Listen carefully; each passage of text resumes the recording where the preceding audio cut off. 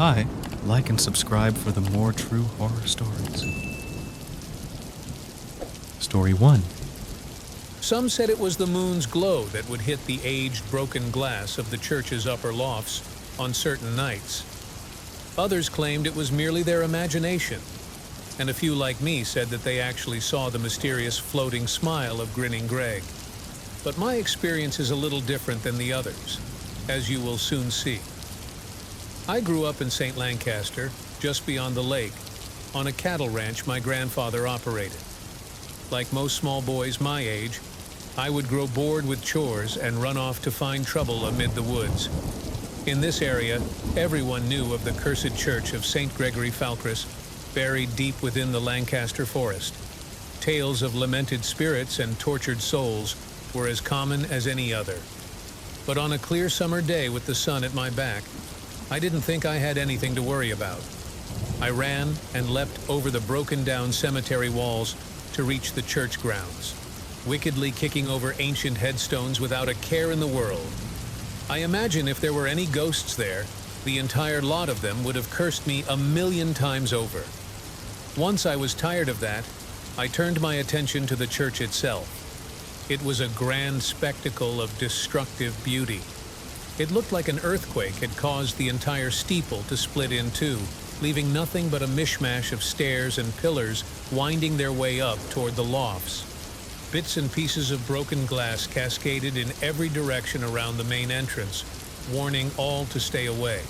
That was where the ghost was said to live, and like any devil-may-care boy, that was where I was going. It took me less than 5 minutes to reach the peak and peer out toward the farm. I imagined Pa calling up my Uncle Lou, complaining that I had gallivanted off again, and it made me snicker. There was nothing to be scared of here. The next day at the schoolhouse, I bragged to my friends about my bravery, but they didn't seem that impressed. "Everyone knows you have to go to the lofts at night.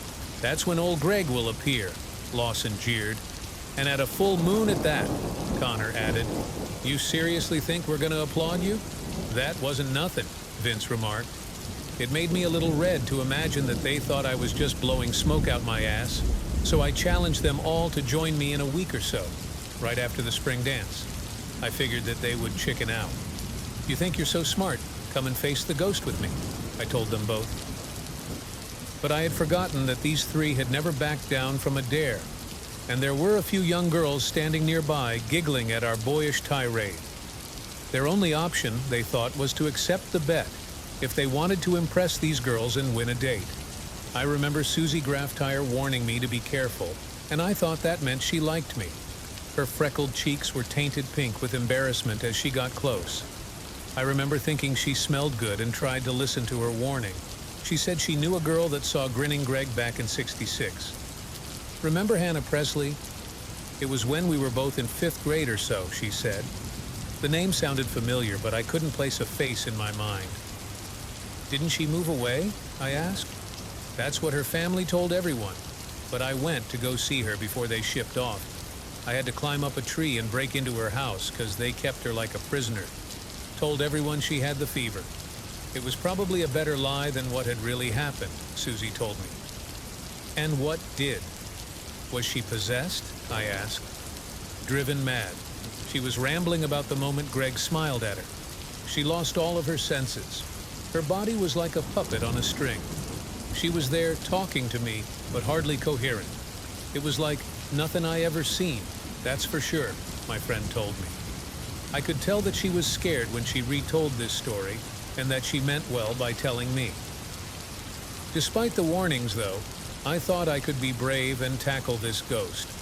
Prove once and for all that our town and 100 others like it were not haunted. My grandpa always taught me the only thing to be scared of in this world was what stood on 2 feet and spoke to one another as if they were civil. So when the full moon did rise, I kept my word and met up with Connor, Vince, and Lawson just beyond my grandfather's property line. "You three ready to go shit your pants?" I teased. I remember thinking Connor did actually look scared. We raced to the cemetery under the dead of night, using the stars in the cloudless sky to guide us. My grandpa had always warned me that the forest was dangerous at night because of coyotes and foxes. But in this darkness, nothing dared get close to the church. Nothing dared to even stir the air. "Help me over," Connor told his friend as we found the broken wall of the sacred grounds. I looked up toward the lofts where the ghost was supposed to be. I didn't see anything, but I have to admit, something did feel different being there than it had before. I shrugged it off as just nerves and led the group toward the broken steps that wound their way up to the lofts. Behind me, Connor was reciting the legend of Greg as though we didn't know it by heart. They said he was a priest that denounced God, and that's what split the church. He managed to convince his whole congregation that the Almighty did not exist, and then killed them all as proof that God would not save them, he said, his voice echoing in the still night. We were there at the stained window where the ghost's mysterious smile was said to appear, and made ourselves comfortable. According to most renditions of the tale, the ghost did not appear until it was least expected. To pass the time, I brought up what Susie had told me about Hannah Presley. "Did any of you ever hear that story?" I asked. "Yeah, but I'm pretty sure that family is gone." "Their house is abandoned," Vincy said. "I don't think so. Sometimes I'm walking my dog at night and I see a light go on. Upstairs, there's at least one person that still lives there," Connor answered. "Maybe she became a ghost too," Lawson chuckled, but the rest of us were too nervous to make a retort back. Everything felt very wrong up there in that loft, and I swear to you that we did not feel alone even though there was no smile appearing. It was just this awkward sense of being watched. "So if the preacher killed them all, did the bodies get buried when the steeple fell apart?" Lawson asked, looking down at the empty congregation below us. "It was ages ago. They're probably dust and bones by now," I suggested. "Would be cool if we found something, though," he replied. Since it seemed like the ghost we were expecting wasn't coming, we distracted ourselves by coming down to the pews below. Suddenly, all inhibition went out the window when we thought we were safe and we were feeling rambunctious again.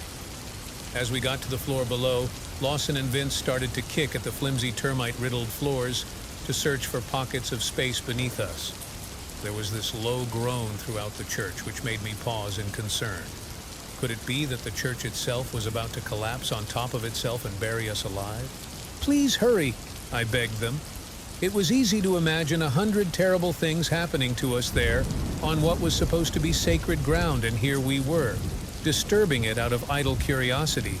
But even the most gruesome ideas my boyish mind conjured you were nothing compared to what we found under those floorboards. Vince pushed them all aside to give us a clearer view, and my mouth literally dropped open. There, almost 6 feet under us, was what appeared to be half a dozen coffins.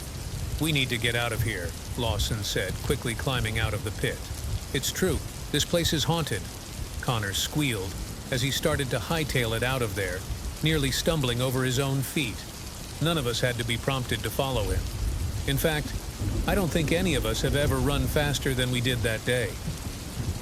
We got back to my grandfather's in record time and stayed up all night in the barn, watching the church, imagining ghouls would come to chase us. None of us really knew what to do about the coffins we found. "We should call the cops," Connor suggested, "and get our asses in trouble for trespassing?" "No thanks," Vince muttered. "We have to tell someone, though," I agreed, my mind struggling to calm down and access the situation. Then I remembered Susie's warning and realized that maybe the answers could come from Hannah Presley. If anyone knew more about that creepy place, it was her. I didn't tell my friends this, though. Instead, the chill in the air and the adrenaline died down, and we all got to sleep there in the hay bales. They were more than happy to let the whole thing go and forget about the church, about Greg, and the coffins as well. It was best to be left alone, they said. I waited a few days, of course, to wait and see if maybe some curious, cruel curse might settle upon me, and once I was sure that I was safe, I found an afternoon to sneak over to Hannah's. Hannah lived over in the rich part of town, a place that a country boy like me felt more awkward in than a haunted graveyard. Even this late in the day, our little town was still bustling with people going about their daily lives, unaware of the burden that I carried. The townhouse was just across from the east side of the river, looking as empty and abandoned as it had a year ago, and I truly wondered if the story Susie had told was true. No one paid attention to it because everyone thought that they were gone, so getting in seemed like a simple task.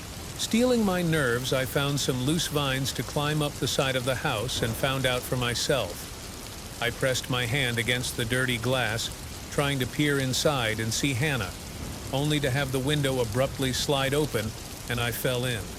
I went stiff the way a cat might when caught off guard, and studied the darkness to see if my sudden arrival had been noticed.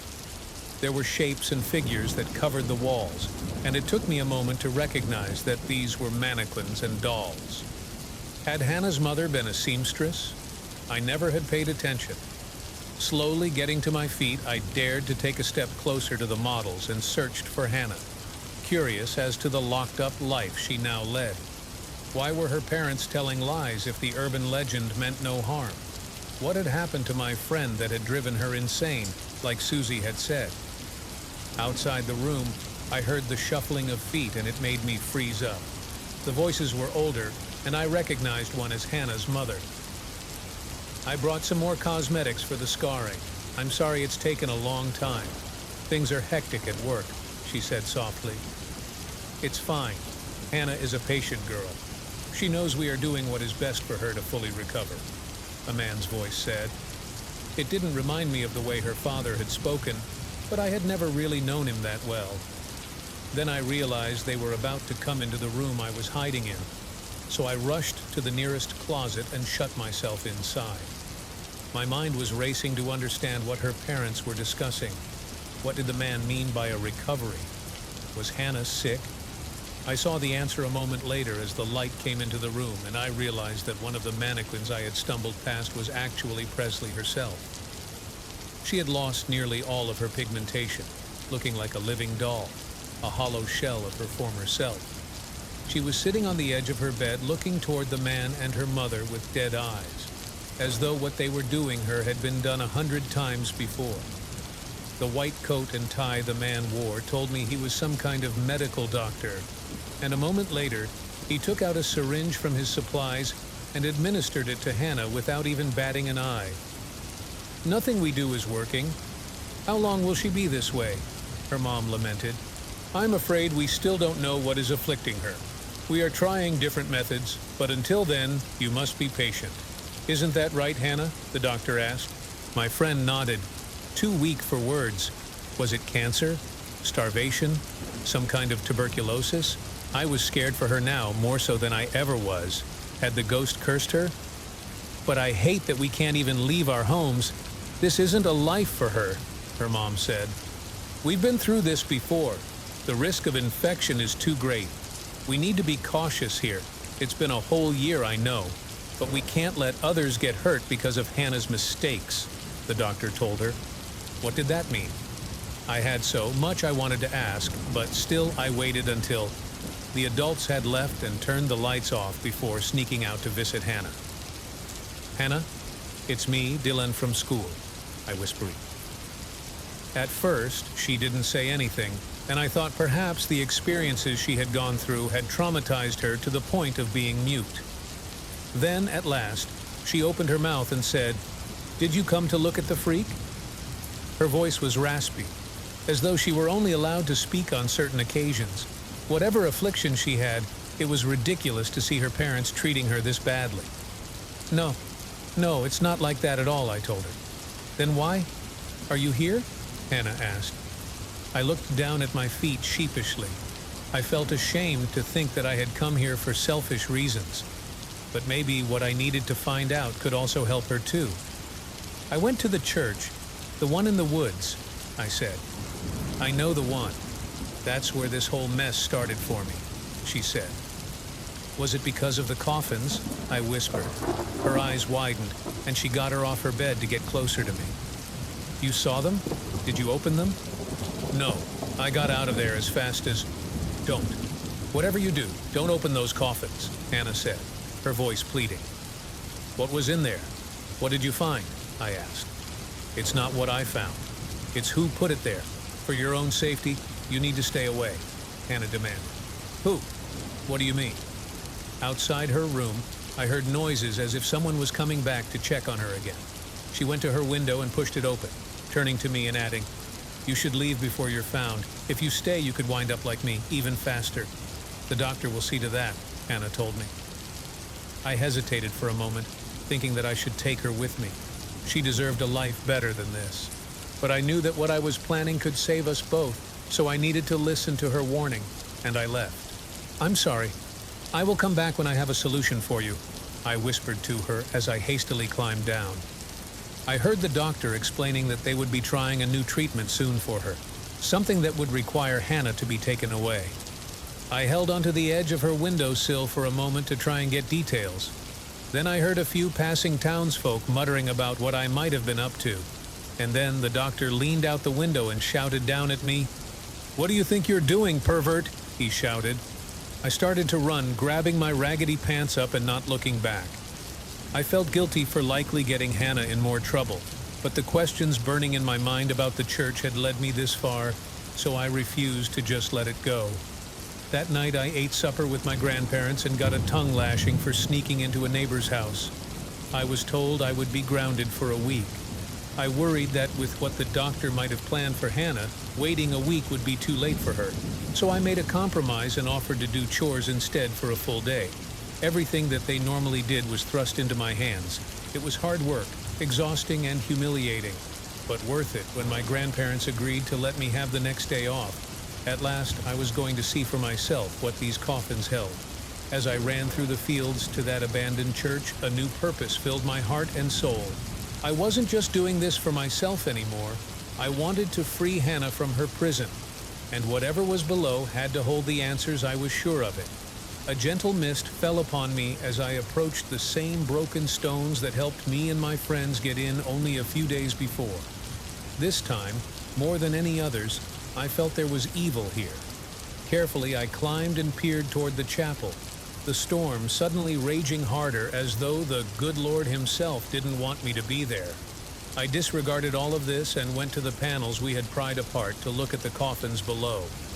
Even in this twilight, I could see that some of them were now open, and I wondered if they had always been that way. I did not have to wonder for long. Something grabbed at my feet and hoisted me up into the air. I tried in vain to jostle with the unseen foe, but their deep laugh only made me feel more concerned. Had I been followed? "What have we here? Another curious youth from the village?" a voice said. It sounded familiar somehow, but in the darkness I couldn't make out much except the outlines of this man's face. He did not have the face of a friend. "Did you come here to meet the ghost of Grinning Greg?" he sneered as his smile spread across his face. I realized why I recognized him. Too often had I seen artistic renditions of the ghost to ignore the similarities between them and this stranger. Except he was no apparition at all, but a full-grown man with skin as pale as the moon. It reminded me of Hannah somehow, and the mysterious stranger explained to me what it all meant. For years I was ridiculed and cursed in that God-forsaken place you call home, treated differently for a condition I had no control over. They cast me out, thinking I was a walking curse. He laughed wildly as he climbed into the hidden basement of the church. And so that is what I became. I started the legend of Grinning Greg because I believed that God smote me and I deserved it, and I wanted to take revenge on the people that had taken everything from me. He showed me that in the coffins there were children just like me, their lifeless corpses also suffering from the same affliction that had taken him over. Some were so decayed they were hardly noticeable as humans. All of them smelled of waste and decay. What I have is often called a biblical plague. Modern medicine can supposedly treat it, but not in our corner of the world. Not here in this backwater town where class distinction is all too apparent. You know nothing of this because you were born of privilege. But there are those less fortunate who scrounge for meals, beg for treatment. I was born with it due to my poverty, and thus I give it to any who dare to trespass here. It is always the prideful who come, and children are often the easiest. They come curious to find ghouls and never once think for a moment a real one might exist, Greg told me. Then he opened another coffin, and I shuddered as I realized it was empty, reserved for someone like me who dared to intrude on his land. Because this simple town did not dare to even question what had befallen me, I will become a blight on them and strike down their legacy one by one. Then he shoved me into that wooden box. I heard him cackle. It was neither mad nor sane. I couldn't explain to you what it was other than sheer evil. This was the origin of a twisted tale, a sick man that was once prominent in our little town. He kept this up as he sealed me in with rusty nails, haphazardly making me stuck inside this tiny piece of hell. You'll stay here until the sickness is in you, or till you die. Whichever comes first, he said, smiling more and more. Eventually, his manic laughter faded, and I was alone, trying not to panic as I scraped away at darkness. I was underground for the next few hours, but it felt like days. There is so much that can be said about the things I felt and thought of in that box. It likely will take all my life to sort out the trauma and the hopelessness that overcame me. My body went numb, and I prayed to God it was all a dream. I begged that maybe death would take me. Instead, worms and dirt were the only comforts I had in that dire hour. No salvation was coming, just as Greg had predicted. Sometime in that blackness, I lost consciousness, and I dreamed. I thought of Greg when he had been a young man, full of vigor and eager to change the world. What a cruel twist of fate that had taken him from the bright world he once loved. I understood his anger toward others, and all the while I wondered if when he was cast out, had this man turned into a savage without a soul? If the other coffins around me were any indication, I knew he had lost all decency. To slaughter children simply for the crimes of their parents was inhuman. The dream seemed to answer the other question I had about who would come to save me. I saw the rain flood the church, and I saw myself still buried inside. It was this portent that inspired me to dig for my life once more. I awoke with a thunderclap and used every last bit of my energy to kick and scrape the coffin apart. I do not know how long it took, but at last, the frail material of the wooden box gave way, and I took a gasp of fresh air. I used what little energy I had left to climb from the depths of hell back to the solid earth, and then a burst of adrenaline shot through my veins, and I ran to my grandparents. By this time, they had already informed the police I was missing, and 2 squad cars from town were at my front porch. Explaining to these uniformed officers the harrowing experience I had just gone through was almost as bad as the living nightmare itself. Somehow, Grandma managed to convince them that they should listen. I remember Gregory before the legends circulated. He was a good man, a brilliant theologian. His family came from the New Hampshire area, I believe, she said softly. Always felt there was some thin evil about that church, I must admit. Whether it was a ghost or not, though, I can't say. Left that to more experienced minds than I. Just wanted to raise a family, she told me. The police went to the church grounds that same night with a warrant and dig up the coffins. There were 26 of them altogether, with bodies spanning an entire decade. This son of a bitch has been killing and dumping them here for ages, one sergeant shouted. Grandpa let me stay up just to make a final statement, one I demanded that I give alone. A lieutenant took me into our small washroom and got down to face me eye to eye. What is it, son? It seems like something worse than all of this has followed you for a while now, they said. I gulped some more air. There's a girl, has the same affliction that hit Greg. Her family has kept her locked away for about a year. The house seems abandoned, but there is a doctor that comes and goes and helps them. I told them. I told them all about Hannah, and they jotted down every detail. The next day they told me they had gone to check the house, but it was as empty as everyone had claimed. We couldn't find much except old knickknacks, one officer told me. My friends at school told me I made the whole thing up, about seeing Hannah and confronting grinning Greg. The police never disclosed what they made of the boatings, and Greg never resurfaced it. They took my word that it was a man out there rather than a ghost and put in a court order to tear the church down. I never saw Hannah again, and eventually those boys I thought I was friends with drifted away. but sometimes on full moons, I still hear that laughter. I see his smile painted on the shadows, and I hear of children that still go missing, daring to find out the truth of the ghost, like I did. And I know that makes grinning Greg's smile even wider.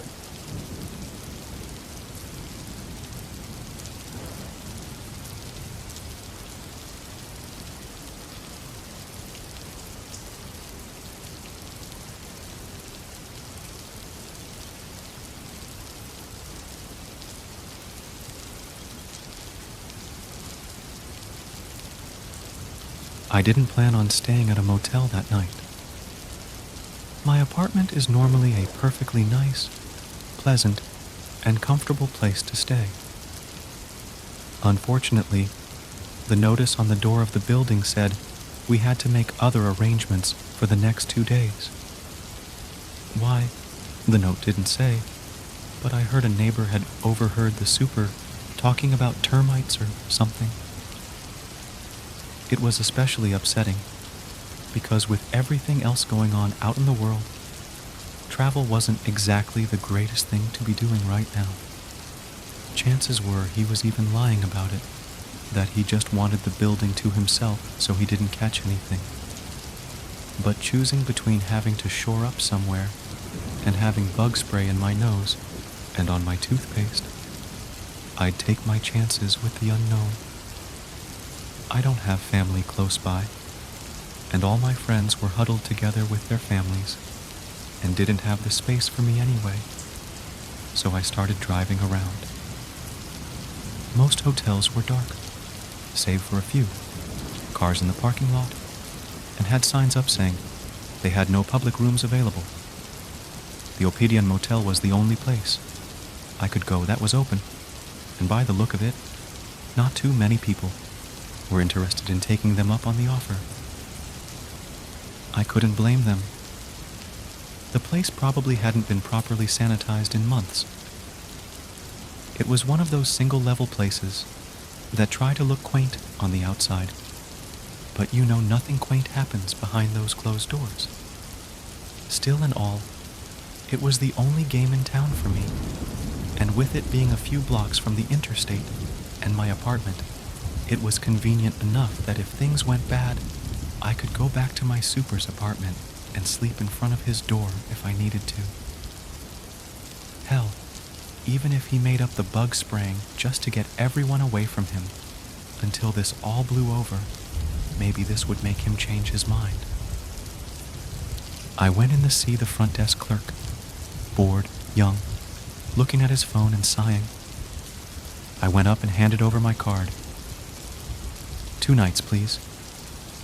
He looked up at me and then at his phone. You know, you should probably be home.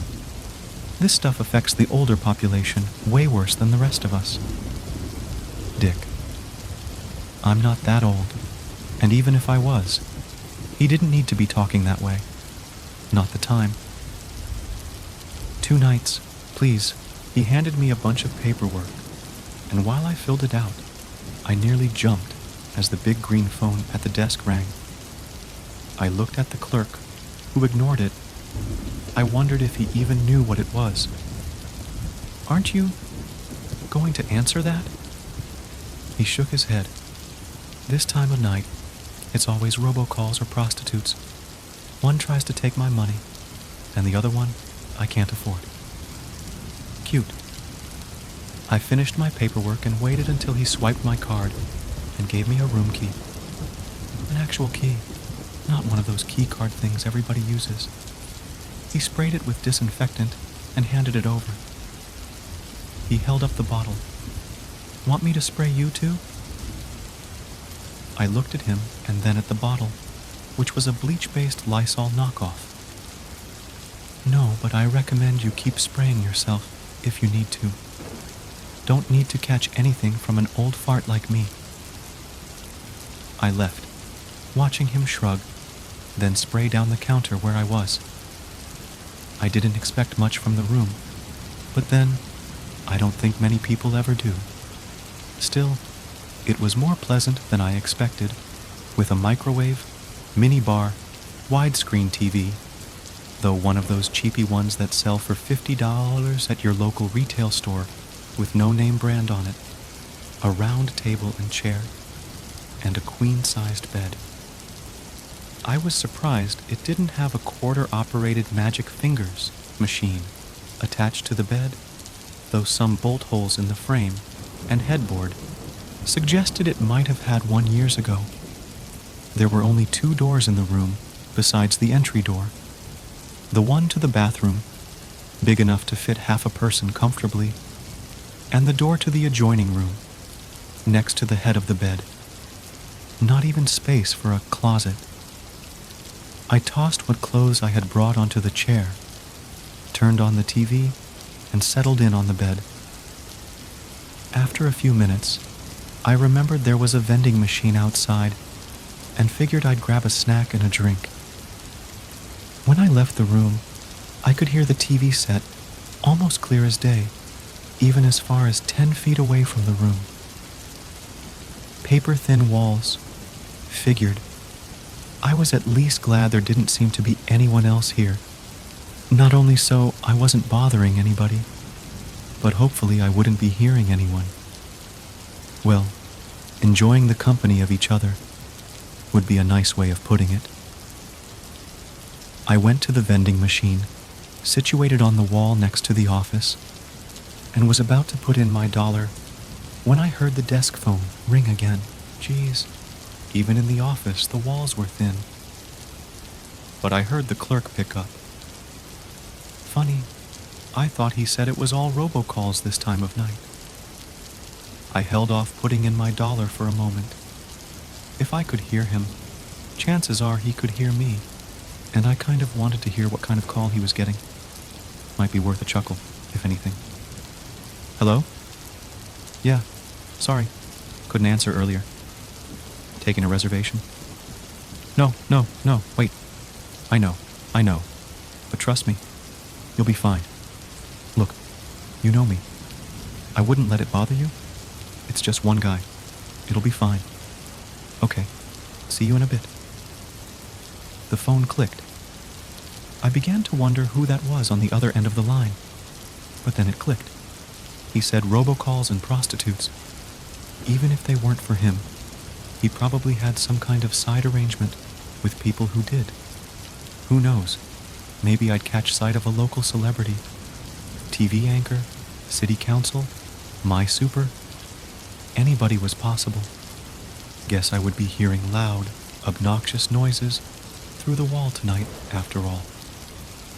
Even if they took a room all the way at the other end of the motel, I'd probably still hear it. I waited a minute or two before I bought my stuff, acting like I hadn't been standing outside, listening the whole time, then went back to my room, climbed into bed, left the TV running, and called it a night.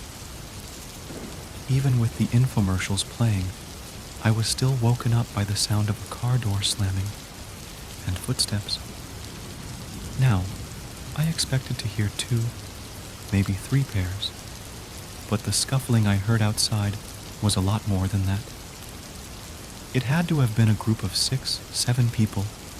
Easy, but definitely not the sounds of a John and his lady going off to spend the night. I also heard more than that. It was muffled, but I could hear someone sobbing, moaning, like they had a gag in their mouth. I almost rushed to the window to look out when I heard voices in the parking lot. It was the front desk clerk and another. A deeper voice, but hoarse, like he had done a lot of coughing or yelling lately. The room is ready? Just like always, man. I'm telling you, there's no better time than tonight. And just the one guest. Haven't seen anyone else, and it's just been his car in the parking lot.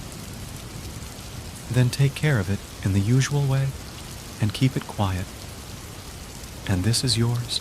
I heard something change hands, and as one set of feet shuffled away, the other stayed in place, and I could hear something flicking, like someone digging through a roll of money. This was not some typical sex-related side business going on. I was wondering what I had gotten myself into when I heard keys jingling and my doorknob started to unlock. I pretended to be asleep. It may not have been the best thing for me to do, but it was all I could think of. I think part of me was just scared of what was happening, and the other part wanted to see what was going on. With one eye squinted, I watched in the hazy light of the TV as the door opened and the clerk came in. He kept an eye on the bed while moving to the table, where he took my car keys and put them in his pocket.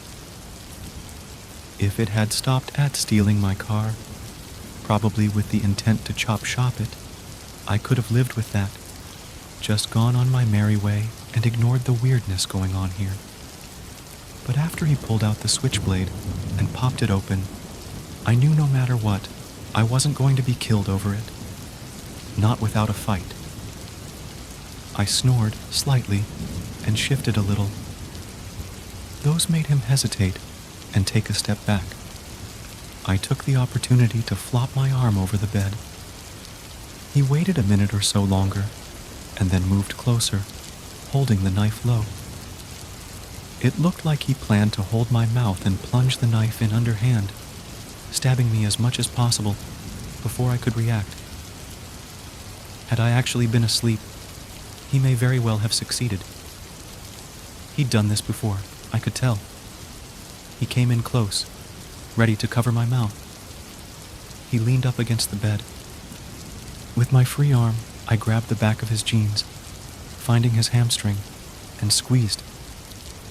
He was so surprised that he yelped for a moment, loosening his grip on the knife, and he tried to drop to one knee. Letting go of his leg, I grabbed his head and slammed it into the headboard as hard as I could. He fell to the floor. I went into his pocket and got my keys, took the knife from the floor, and left him there. I didn't know if he was dead, and I didn't care. I had thankfully slept in my clothes, so all I had to do was grab my bag of stuff and get out. I went to the car and was about to hop in when I looked over at the other rooms in the Ophidian. I saw one that had lights on in it. Not lamplight, but a flickering, low light, like a room full of candles. There was a low sound, like chanting, several voices all speaking at once, and in the midst of it, the terrified sobbing I had heard earlier, sounding like it was getting more desperate. I looked out at the street. Even at this late an hour, cars would be bustling by. But now, nothing. Everyone was terrified as it was. I doubt the police would even be able to come in time. I really wish I knew what came over me. I'm no hero, but maybe I was just a little pissed off at almost being murdered while I slept, that I didn't want it happening to anyone else.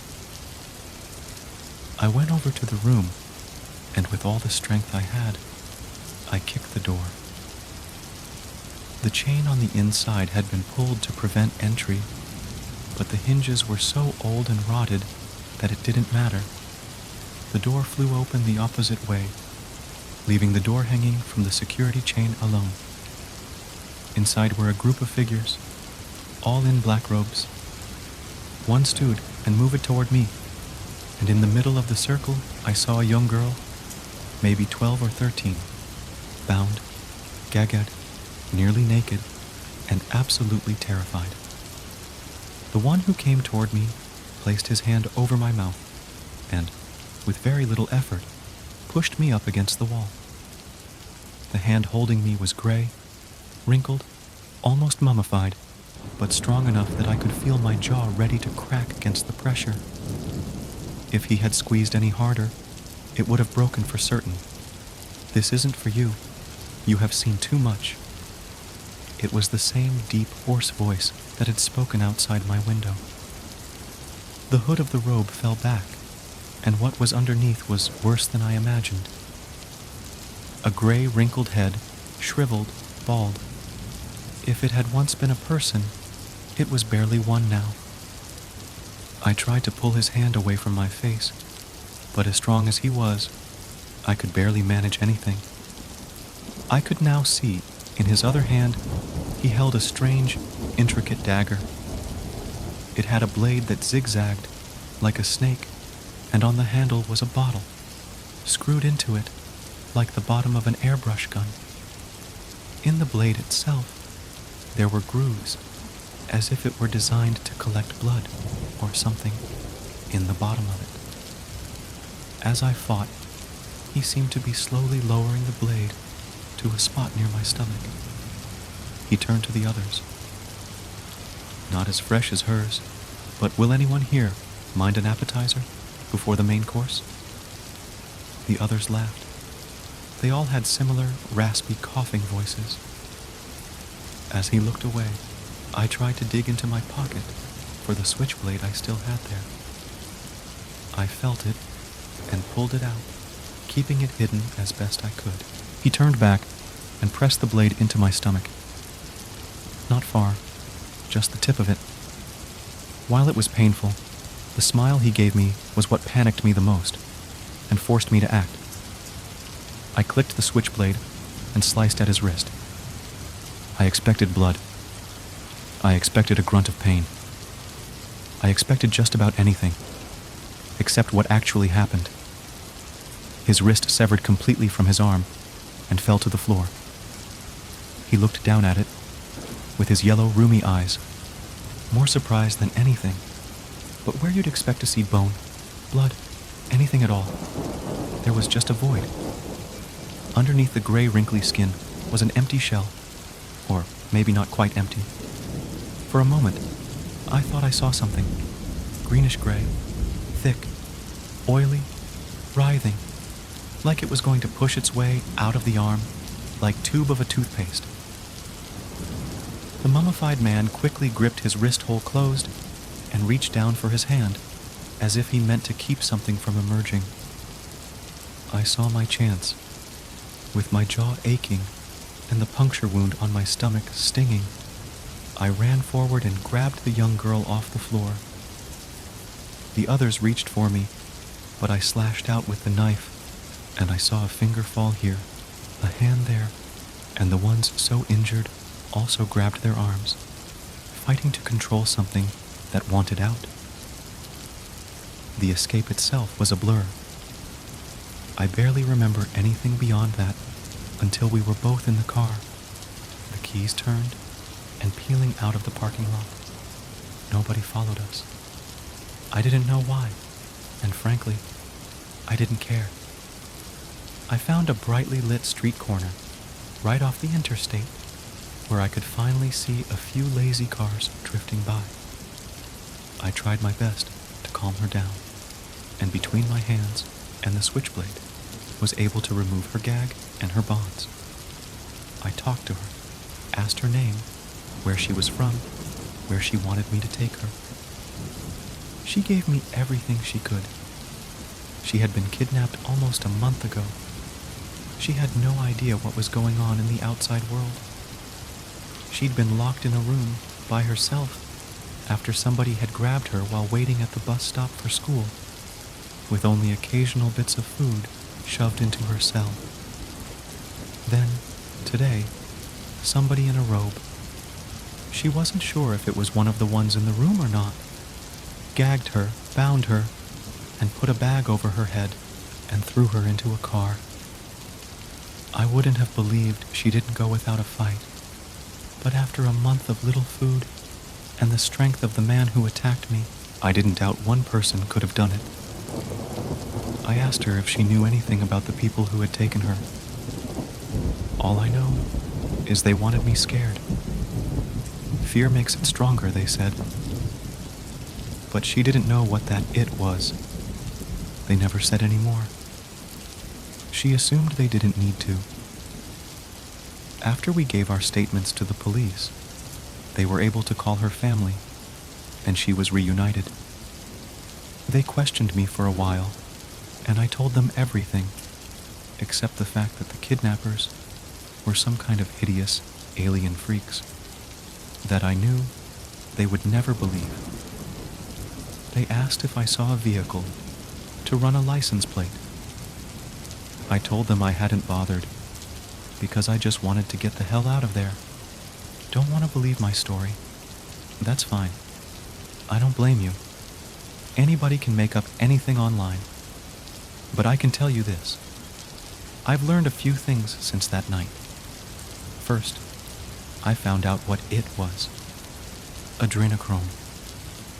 It's a substance everybody has in them, made by the adrenal glands.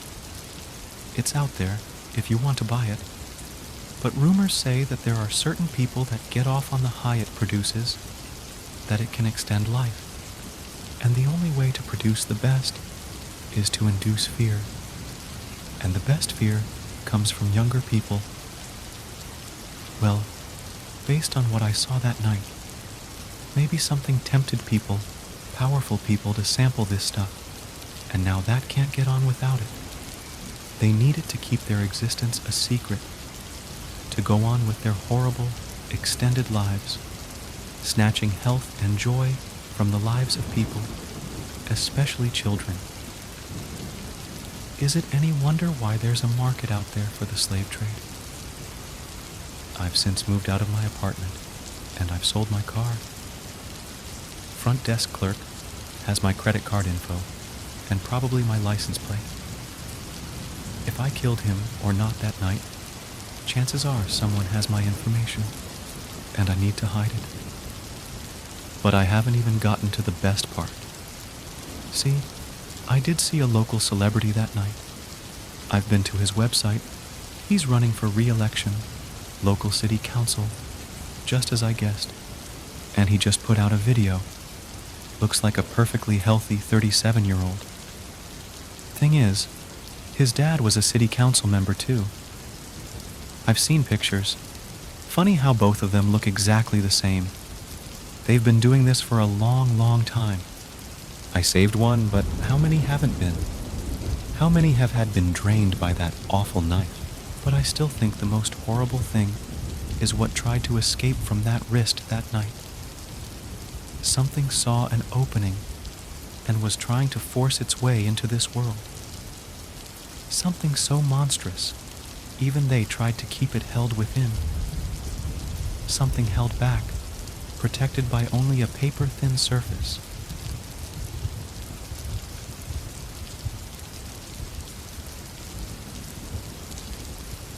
Being the divorced father of a kid can be a challenging and rewarding job all on its own, especially when you're running your own major business. I'll be honest, I never wanted to have kids in the first place, and the whole married thing was originally just to better appeal to future and current business associates. But as you probably pieced together by now, that didn't quite work out.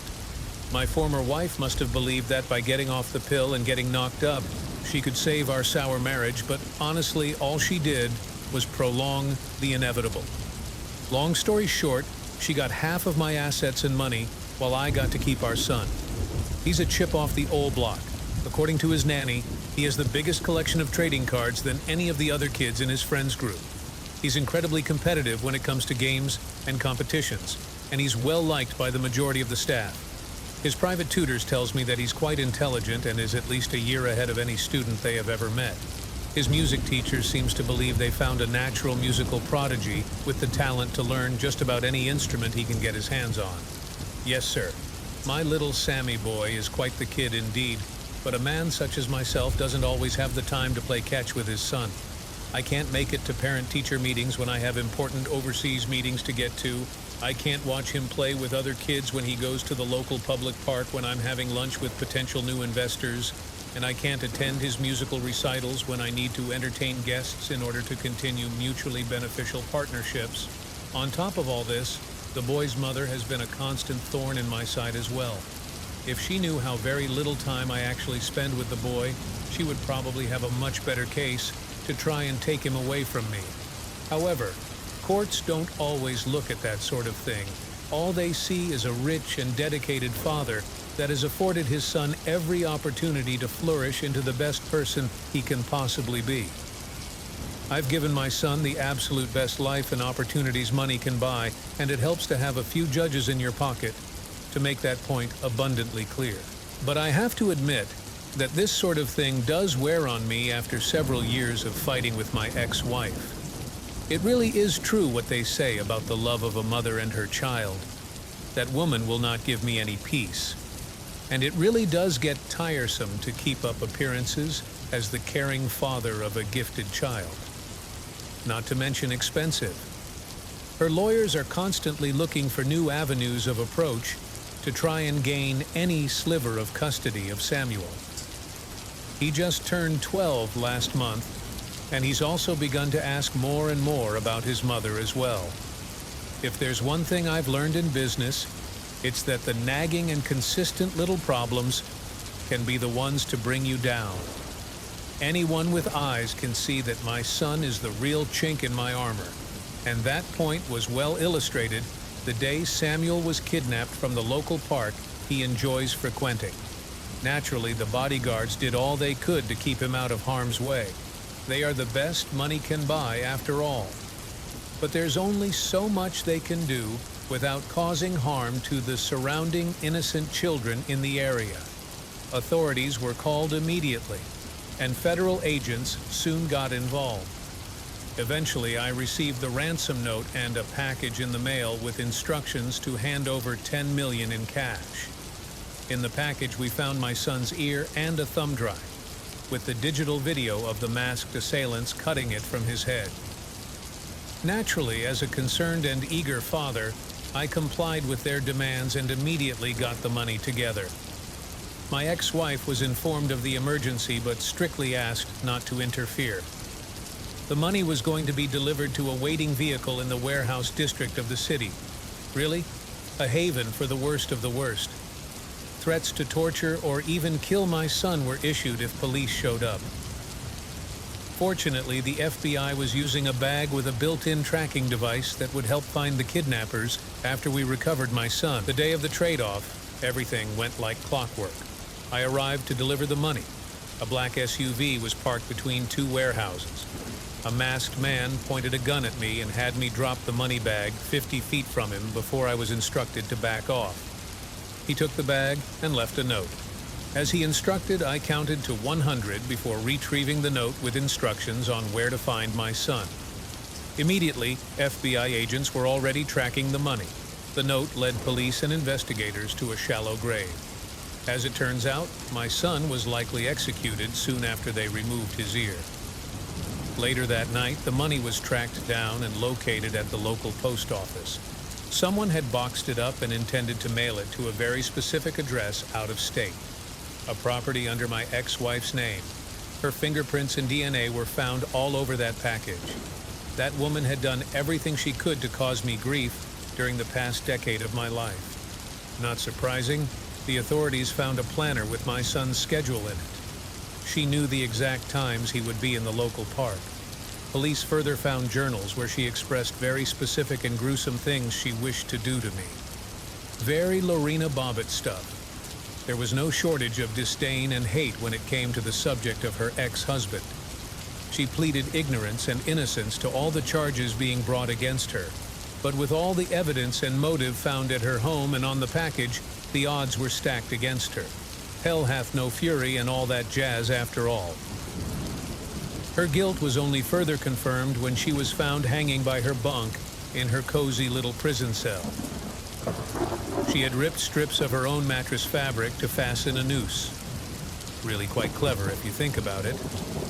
I have to admit, it did cost me a small fortune to orchestrate the whole thing. When the divorce went through, despite me having the better team of lawyers, she somehow still managed to take half of what I own.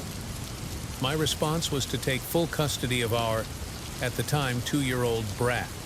The one thing I knew she truly seemed to care about, and ensure she never got to see him again. The drawback to this is the fact that the little shit serves no other purpose. The nanny I hired to watch over him is truly an unneeded expense. The private tutors are a small fortune all on their own. The music instructors charge more than some investments I make. The private bodyguards have made enough to retire early because of me. And the constant letters and phone calls from an angry ex-wife that refuses to adhere to the rules of a restraining order have caused me more stress than a failed major investment. But this $10 million investment, though costly, is very much worth it. It wasn't hard to pin all this on Evelyn. I already knew she would have proof that she hated me. That much is obvious. The security detail that watched over Sam reported seeing her at the park, watching Sam from a distance. All I had to do was spend $1 million on a few low-level thugs with BB guns to take the kid on the day she usually doesn't show. The rest of the money went into the bodyguard's retirement funds. If there's a second thing business has taught me, it's that silence is not golden, it's money green. You see, not only did I remove that annoying bitch and useless rugrat from my life, but I also improved my image. There's no better means of attracting business and improving your public image than assuming the part of a grieving single parent. Oh, and in case you're wondering, yes, my wife did indeed hang herself. I didn't pay for an assassin. It wasn't hard to get her to do that when I paid one of the prison guards show her the full video of Sam's execution. You see, the feds only saw the shortened and heavily edited version that I wanted them to see. The guard told me Evelyn broke just as I knew she would the moment the camera panned out, and revealed me as the person slicing off Sam's ear, then smiling as I used the same knife to slit his throat.